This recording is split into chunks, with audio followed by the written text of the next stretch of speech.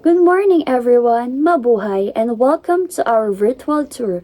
On behalf of Wonders Travel and Tour, my name is Ryan Isa and I'll be your virtual tour guide for today. Alright, I want to welcome you all to the Heritage Village of the Philippines, the UNESCO Heritage Site, and the Cultural Heritage of the Philippines, Vigan City, Ilocos Sur, a place full of history, culture, and beauty. Let's first watch a short AVP of Vigan and the destination that we will visit before we begin.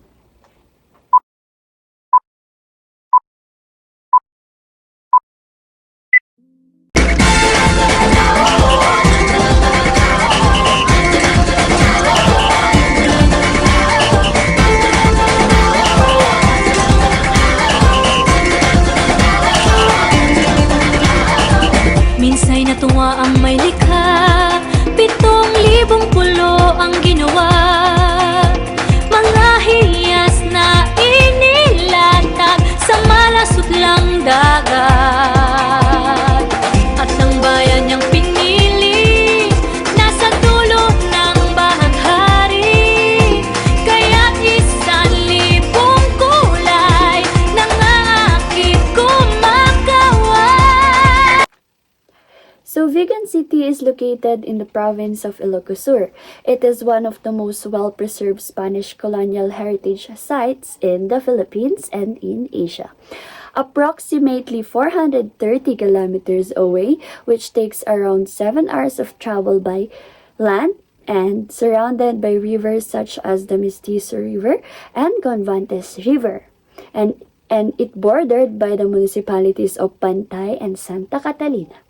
Vigan stands as a unique cultural and historical landmark in the northern Luzon.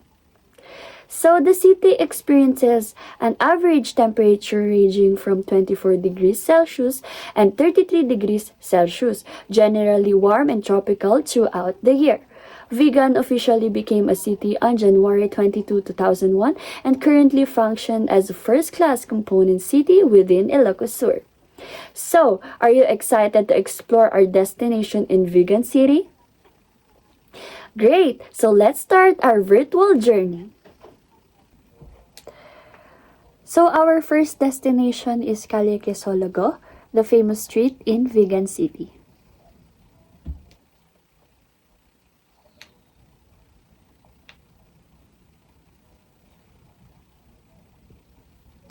As you can see on your screen, the road is made of stones and both sides are filled with Spanish-style houses and antique shops.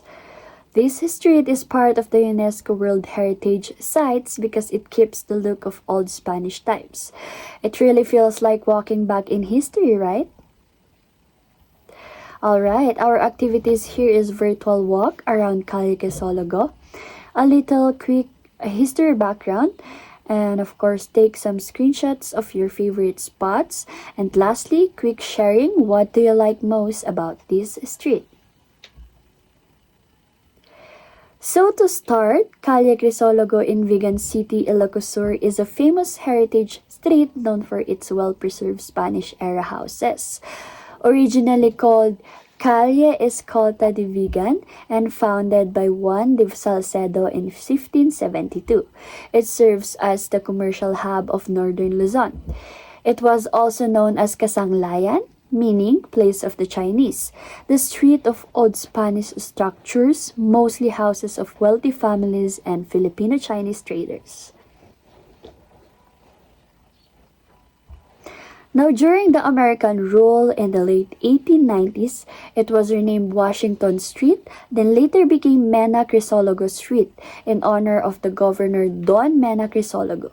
Today, Calle Quezologo is known for its preserved ancestral homes.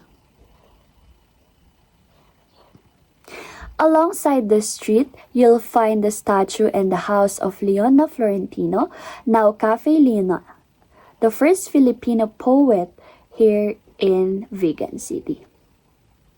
And also the 1927 house, now the La Casa Blanca Hotel. There are also some shops selling antiques items and old paintings. Perfect for bringing home piece of history. Now, what makes Calle Quezologo truly unique is its dedication to preserving the past. Modern vehicles are not allowed to pass through the street. Instead, only the famous kalesas or horse-drawn carriages are used, adding to the traditional and peaceful atmosphere. After a virtual stroll through the street, don't forget to try Vigan's famous delicacies like famous empanada.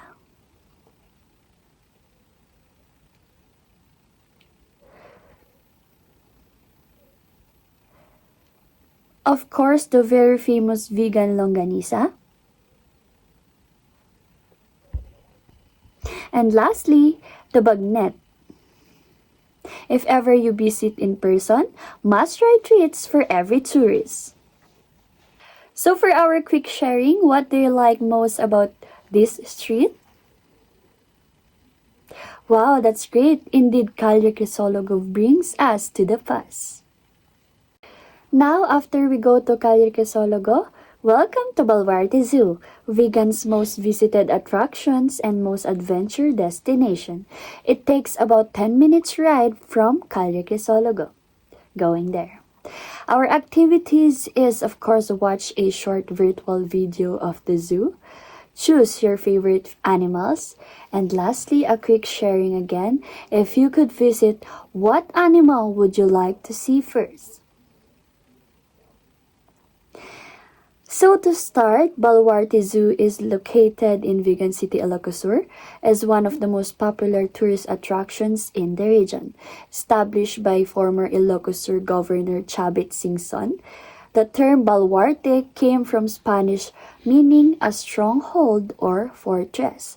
Originally, the site began as his private retreat or rest house and later expanded into a tourist attraction combining zoo, museum, gallery, and more. One of the most exciting features of Baluarte Zoo is its collection of exotic and native animals. Tourists can see tigers, lions, zebras, giraffe, deer, and colorful birds among many other animals. The zoo also features a petting zoo where children or adults can feed and touch friendly animals like goats and horses. And all of these animals came from the other countries around the world. That's very interesting to visit, right? Alright.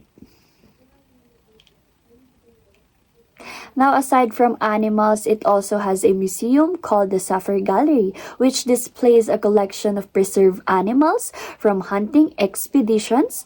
Whether you are a nature lover, a student, or a tourist, the zoo offers something for everyone. The Safari Gallery is a part of Baluarte that exhibits taxidermied specimens, animals that were hunted abroad by Chabit Singson and preserved. The gallery features large-scale animals like elephants, buffalo, bison, bears, and more, along with photos of hunts and trophies displayed in the room. Please watch and enjoy the museum.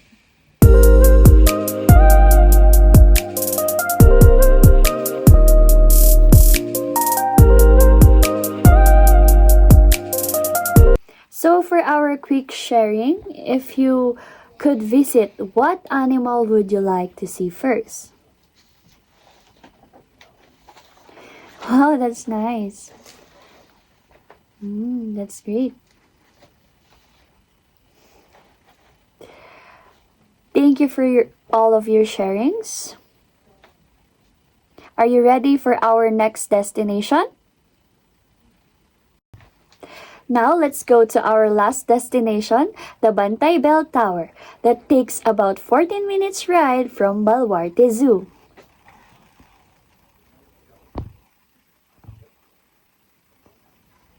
So, our activities here is virtual view of Bantay Bell Tower. Of course, take some screenshot, the best view from the top. And lastly, a reflection, what lesson can we learn from vegan history? So to start, Bantay Bell Tower is located in Bantay, Ilocos Sur. It is 436 years old as of 2025 that was built in 1591 and originally served as a watchtower to guard against pirates, raiders, and possible attacks coming from the sea before. Now, during the Spanish colonial period, this tower played a major defensive role because of its strategic elevated location overlooking the plains, the coastline, and the town of Vigan. The word bantay itself literally means to guard or to watch, which perfectly reflects its original purpose. In the Spanish period, bell towers like these were not only used for church bells, but also as early warning systems. Once danger was spotted, the bell would be rung to alert the community. The tower sits beside the St. Augustine Parish Church, known for its Baroque architecture, and the area is beautifully landscaped. However, Bantay Bell Tower is currently closed to the public due to the damage it sustained from the magnitude 7 earthquake last 3 years ago. But visitors can still go to the area and witness the Bantay Church and its surrounding. Throughout time, Bantay Bell Tower stood witness to different historical eras, from Spanish rule to the Philippine Revolution to the American and even World War II period, where it also served as a lookout point for fighters. Its rustic brick design and ruins-like character today show the scars of its long history, preserves 2 centuries of natural aging, earthquakes, and war. So everyone, for our reflection, what lesson can we learn from Vigan's history? Okay, I'm happy that you are all learning and appreciating the history of Vigan City. And that ends our virtual tour of Vigan City. Today, we explored Calricasologo, Baluarte Zoo, and Bantay Bell Tower. We learned about the culture, natural, and history of this beautiful city. Even though we only traveled online, I hope you felt like you were really in Vigan. Thank you so much for joining this virtual trip. I hope to see you again in our next virtual adventure. Once again, on behalf of Wonders Travel and Tour, my name is Ryan Isa and I'm your virtual tour guide for today. Thank you and mabuhay!